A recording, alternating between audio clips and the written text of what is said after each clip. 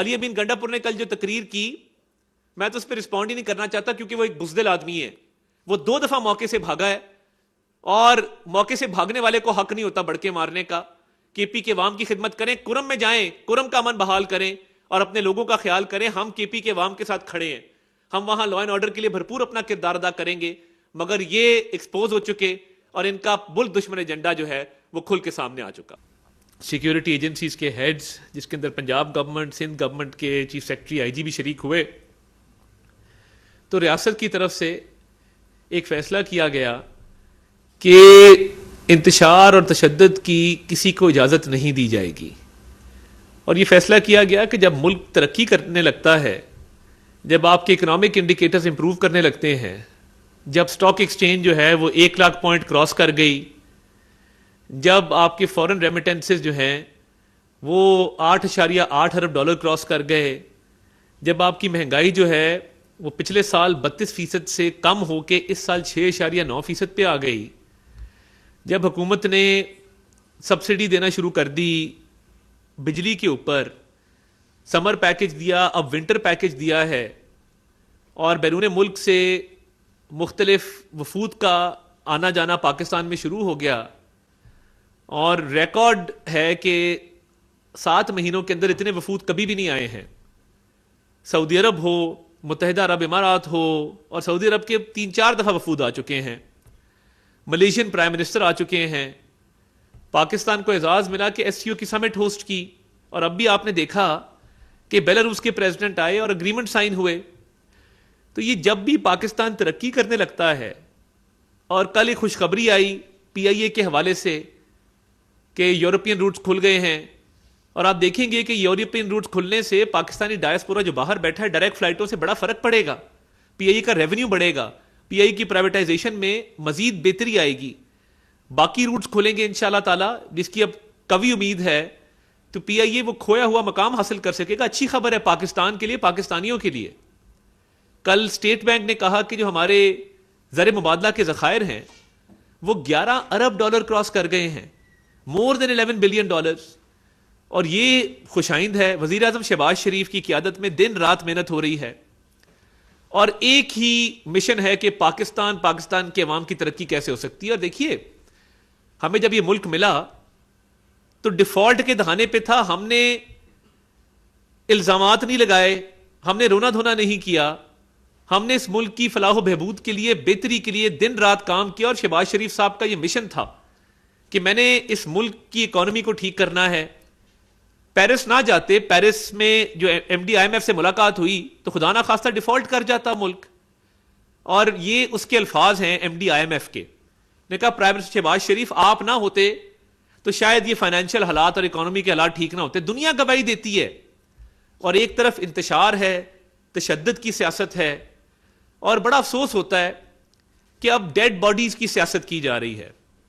کل ان کے رہنماؤں نے پریس کانفرنس کی تو میرے کچھ معصومانہ سوالات ہیں.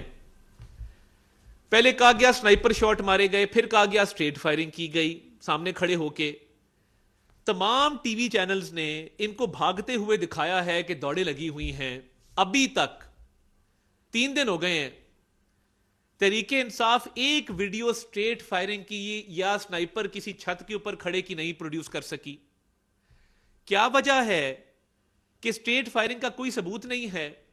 پمز ہسپتال، پولی کلینک ہسپتال کہتا ہے کہ جی ہمیں کوئی ڈیڈ باڈی ریسیو نہیں ہوئی، اور آپ پرانی تصویریں اور آرٹیفیشل انٹیلیجنس سے جنریٹڈ امیجز چلا رہے ہیں. اور افسوس اس بات کا بھی ہے کہ غیر ملکی میڈیا وہ جو امیجز چلا رہا ہے وہ آرٹیفیشل انٹیلیجنس جنریٹڈ امیجز ہیں. ایک امیج چلایا گیا 2019 کا، ان کی اپنی گورنمنٹ تھی، کہیں پہ فائرنگ ہوئی تھی، ہسپتال کے اندر خون نظر آ رہا ہے، باڈیز نظر آ رہی ہے. 2019 کی فوٹیج ان کے تمام مین ٹویٹر اکاؤنٹس نے ٹویٹ کی. غزہ کے امیجز، غزہ کے اندر مظلوم فلسطینیوں کے اوپر جو مظالم ڈھائے جا رہے ہیں اسرائیل کی طرف سے، وہ فوٹیج استعمال کی جا رہی ہے کہ یہ ڈی چوک کی ہے، اور اس کو میسیکر کا نام دیا جا رہا ہے. تو میں پوچھنا یہ چاہتا ہوں کہ 3 دن ہو گئے ہیں، آپ کی ڈیڈ باڈیز ہی تبدیل ہو رہی ہیں، آپ کے نام ہی تبدیل ہو رہے ہیں، کبھی تصویریں لگا دیتے ہیں کسی کی، کبھی کسی کی. جو سوشل میڈیا کے اوپر مختلف اکاؤنٹ سے ٹویٹ کیا جا رہا ہے میں نے تو نہیں دیکھا کہ وہ رینجرز جن کے بچے یتیم ہو گئے، وہ پولیس اہلکار جس کے گھر میں مفلسی ہے، آپ نے ان کی تصویریں تو نہیں لگائی کہ میسیکر ہو گیا اور گاڑی کے نیچے کچل دیا 3 رینجرز کے جوانوں کو اور ایک پولیس والے کے سر میں پتھر مار کے اس کا سر پھاڑ کے اس کو قتل کر دیا. یہ تو نہیں آپ نے پوسٹ کیا کہ غلیلوں کے ساتھ بنٹے چلائے گئے ہیں. آپ نے یہ تو پوسٹ نہیں کیا کہ آپ کے لوگ AK-47 کے ساتھ فائرنگ کرتے رہے ہیں، وہ گن سامنے ہیں، ایویڈنس سامنے ہے. آپ نے یہ تو کہیں پوسٹ نہیں کیا کہ پولیس کے اوپر آپ نے ٹیئر گیس کے شیل فائر کیے ہیں، سرکاری املاک کو نقصان پہنچایا، غریب لوگوں کی موٹر سائیکلوں کو آگ لگائی ہے. یہ تو کہیں پوسٹ نہیں ہوا. ڈیڈ باڈیز چل رہا ہے. میں آپ کو یاد دلانا چاہتا ہوں، عمران خان بانی چیئرمین PTI کا ایک جلسہ تھا ملتان کے اندر آج سے چند سال پہلے. اسٹیمپیڈ ہو گئی، 12 لوگ اس میں مر گئے، اور یہ اتنا بے حس آدمی ہے بانی چیئرمین PTI. یہ تقریر کر رہا تھا، لوگوں نے وہ ڈیڈ باڈیز اٹھا کے سٹیج پہ رکھنا شروع کر دی کہ یہ دیکھو لوگ مر گئے ہیں، تم تقریر کر رہے ہو، اور موصوف تقریر کیے بغیر گھر نہیں گئے. تو یہ جو 1 کروڑ روپے کا اعلان کیا ہے، یہ ان ورثاء کو بھی دیں جو ملتان میں آپ لوگوں نے لوگ مارے تھے اسٹیمپیڈ کے دوران. اور یہ جو جھوٹا بیانیہ ڈیڈ باڈیز کا چل رہا ہے، نہ آپ نام بتا سکے، نہ کوائف بتا سکے، نہ آپ کو ویڈیو ایویڈنس لا سکے. کیا آپ کو کیوں ضرورت پڑی فیک تصویریں یوز کرنے کی، فیک امیجز یوز کرنے کی، غزہ فلسطین کی تصویریں یوز کرنے کی، 2019 کے واقعات کو جو ہے وہ کوٹ کرنے کی؟ اور ایک تصویر شائع کی گئی جس میں بلو ایریا والی سڑک پہ پوری کو خون میں لت پت دکھایا ہے.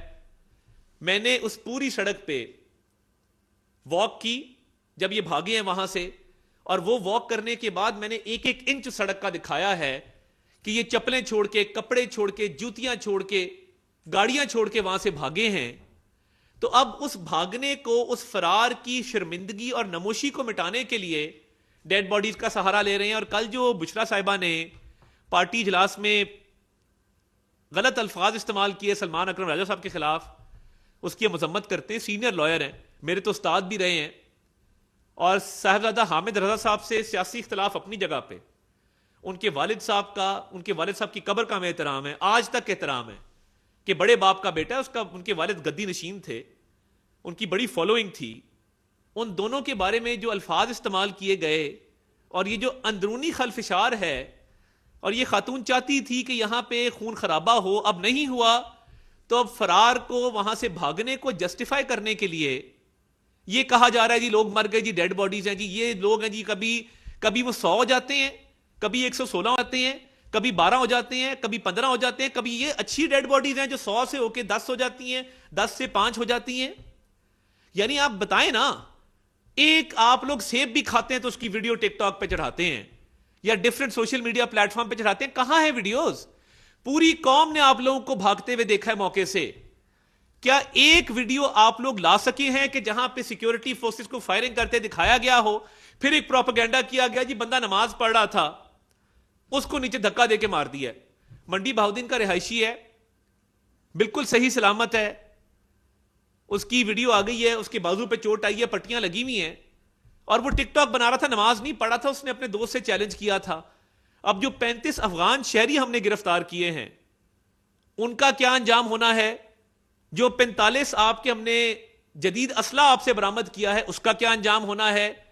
اس دفعہ یہ تمام لوگوں کو سزائیں ہوں گی، افیکٹو پروسیکیوشن ہوگی. اور یہ جو فیک نیوز کا ایک سلسلہ چلایا گیا، اور یہ ڈیتھس کے حوالے سے میں انٹرنیشنل جرنلسٹ سے بھی خطاب کیا، ان کو بتایا کہ یہ بالکل جھوٹے کلیمز ہیں. کہاں ہے ایویڈنس؟ یہ جہاں کوئی جنازہ سڑک پہ جاتے دیکھتے ہیں اس پہ پارٹی کا جھنڈا ڈال دیتے ہیں. ابھی تک کوئی CCTV فوٹیج، کوئی کیمرہ فوٹیج، کوئی فون فوٹیج، کوئی تفصیلات، کوئی ایویڈنس ڈیڈ باڈیز کے والے سے نہیں ہے. آپ نے ہوائی فائرنگ کی، میں موقع پہ موجود تھا، ہوائی فائرنگ ہوئی ہے، اور ہماری فورسز کے پاس، میں آپ کو بڑا کلیئر بتا دوں، کسی بھی پروٹیسٹ میں لائیو ایمونیشن کے آرڈر ہی نہیں ہوتے ہیں. لائیو ایمونیشن کسی بھی پروٹیسٹ میں فورسز کو نہیں دیا جاتا. اور مجھے یہ بتائیے کہ آپ کے پاس ایویڈنس تو ہے نہیں، آپ جھوٹی ویڈیوز کا، پرانی ویڈیوز کا، غزہ کی ویڈیوز کا، کہانیوں کا، آرٹیفیشل انٹیلیجنس سے بنائی گئی ویڈیوز کا سہارا لے رہے ہیں. میں نے تو سی سی ٹی وی فوٹیج دکھائی ہے, آپ کے لوگ فائرنگ کر رہے ہیں, آپ کے لوگ ٹیئر گیس گن چلا رہے ہیں, میں نے تو فوٹیج دکھائی ہے کہ پورا ایریا جب کلیئر ہوا ہے کوئی خون نہیں ہے, کوئی باڈیز نہیں ہے وہاں پہ, پورے ایریا میں مجھے ایک خون کا قطرہ نظر نہیں آیا ہے. اور میں بات کر رہا ہوں ڈی چوک کے کنٹینر سے لے کے 7th ایونیو سے بھی آگے تک کی. جب آپ بھاگ رہے تھے پوری قوم نے وہ آپ کی بھاگتے ہوئے فوٹیج دیکھی ہے, اس میں کیوں نہیں ڈیڈ باڈیز یا فائرنگ دکھائی گئی؟